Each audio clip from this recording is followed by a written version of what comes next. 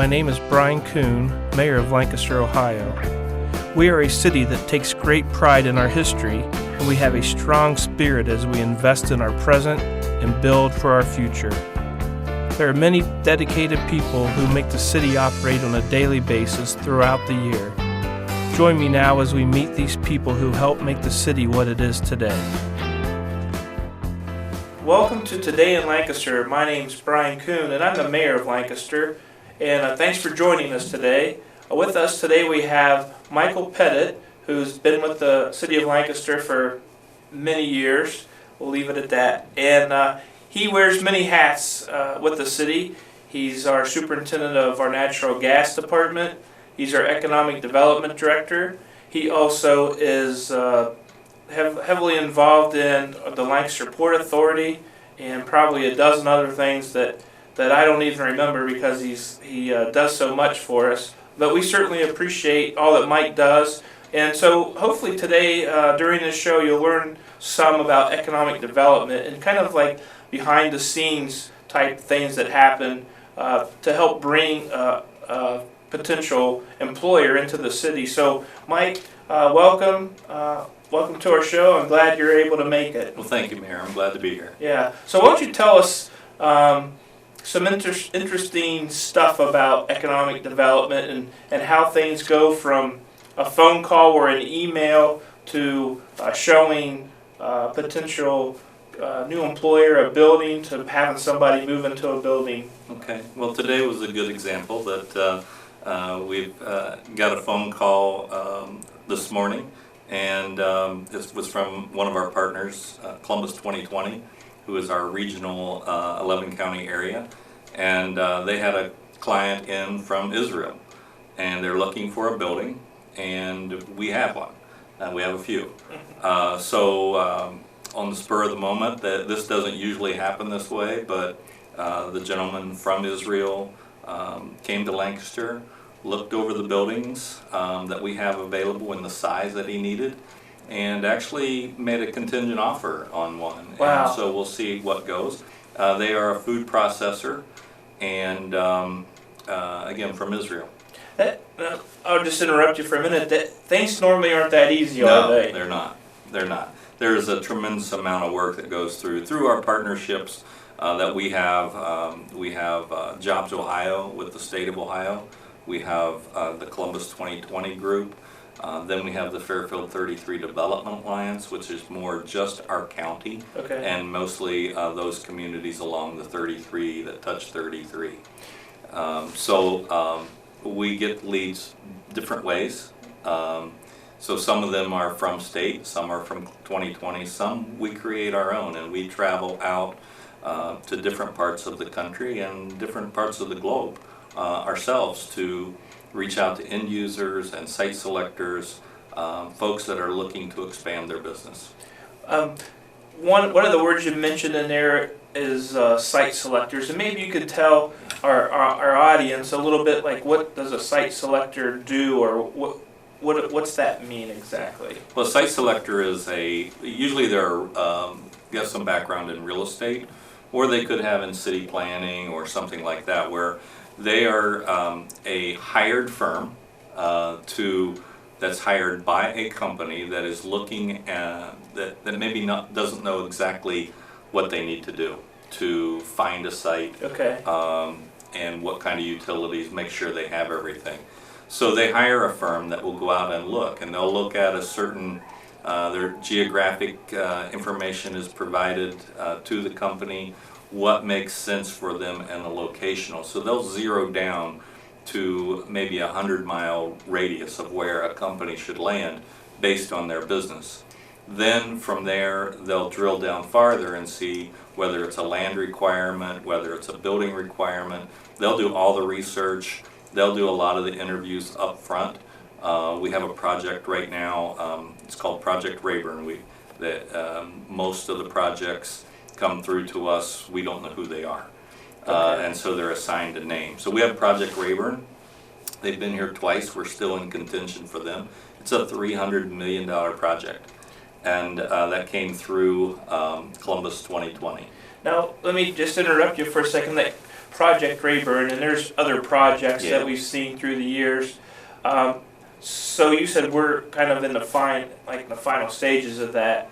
Do these companies, do they like start out like looking globally or just throughout the United States? Do you know, or is it just a case by case basis? It's a case by case. Many of them, international firms are looking are looking for a central location. Many times it's their first operation in the United States, much like SRI Ohio, which we received in 2010.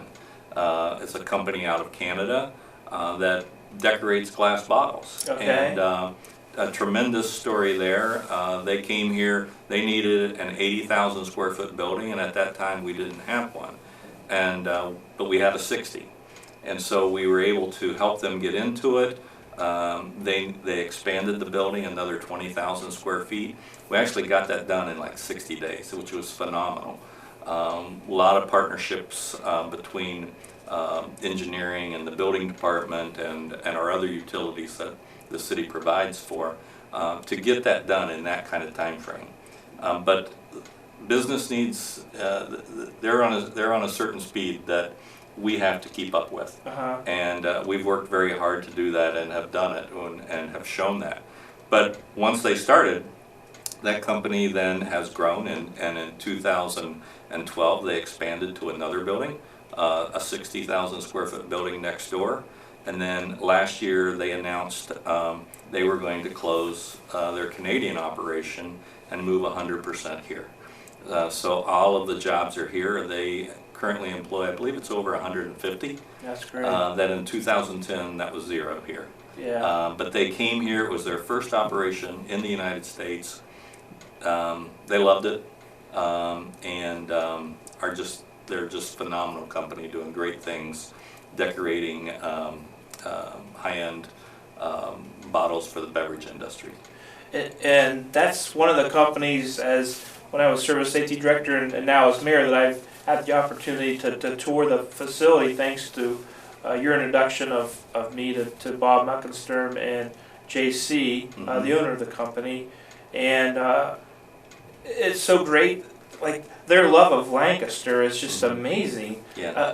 And from JC, the owner, who I assume he lived in Canada pretty much his whole life, Yes. and he's like adopted Lancaster as this new home, and the people that are work there that are specialists in different areas of that industry.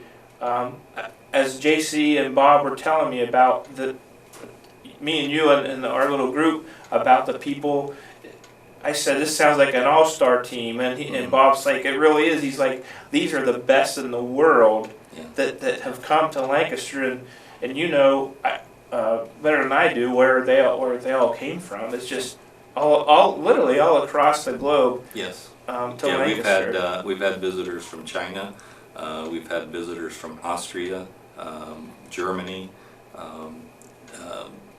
India, literally all over the world. Yeah, to Lancaster. That's interesting, and the building that you talked about where SRI, the bottling process goes on there, and I forget how many, but like 60 million bottles a year, or maybe you know the number. It's an incredible number. It is just staggering. And when you drive by, you have no idea what's taking place in that building. And there's some other businesses that Mike, you taking me on a tour, I think it was last year, some unassuming buildings, and they're doing work there that's being shipped across, again, throughout the world. Yeah, absolutely. We've been fortunate. Another Canadian company was Phoenix Electrotech, and they do wiring harnesses for the police, fire industries, ambulance. We just recently had a facility built for Martin Partitions, and they are in the packaging industry, and great little company, growing very well, about 30 employees, and built a brand new, $1.5 million facility right here in town. U.S. Corrugated was another one in 2008 that took a phenomenal amount of work. We built have that building 315,000 square feet. There's over 130 jobs there today, and great company. And it's they make corrugate, which I call it cardboard. They correct me, it's corrugate. Yeah. You know, it's interesting, Mike, as you're telling me about this, and the viewers at home, I hope that they can appreciate the work that you do, bringing hundreds and thousands of jobs, you know, into our community. Yeah. And I know you and I, we've talked before, it's economic development's not one person, it's not one department, it's all city departments, and it's the city itself, it's the school systems, it's the employers that are already here. It's a group effort, a team effort to help bring people in because, for example, JC, moving his operations from Canada, apparently Bob Muckenstern took him downtown and showed him some of our museums, and he like fell in love. Yeah. He has an artsy background, and so our museums and the Lancaster Festival and all those things combined. And yes, all the utilities, all of the departments from even the fire department are incredible to work with.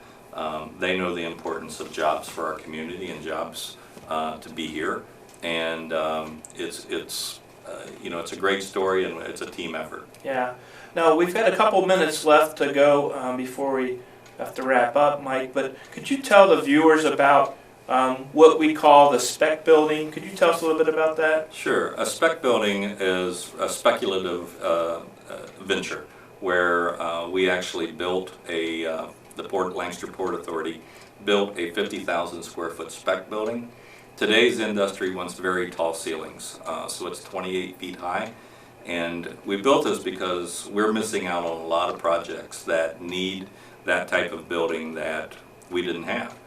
And some projects want land, some projects want buildings. And if you don't have all the above, you're not gonna get up to bat for some of those projects. So we were seeing a big void, a lot of companies not wanting the buildings, not wanting to go through the process. So we have built one ourselves. We tried to get private industry to build it, and it's an expensive venture. We've got about $2.7 million into this building, and private companies, it's a big outlay, not knowing whether they're going to get a return on it or not. Sure. But the Lancaster Port Authority, knowing the need, and our focus is jobs for Lancaster, built the building. It's 99.9% done. I was out there today. They were finishing up the alarm system, and there were no tax dollars that were spent in this building. This is funded through a deal that we created, and continue to bring jobs to the community.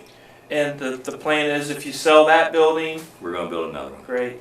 Well, everybody, thanks for tuning in today. I hope you enjoyed your time with myself and with Director Pettit, and that you learned some about economic development that you didn't know before. So thanks again for tuning in, and we'll see you next time.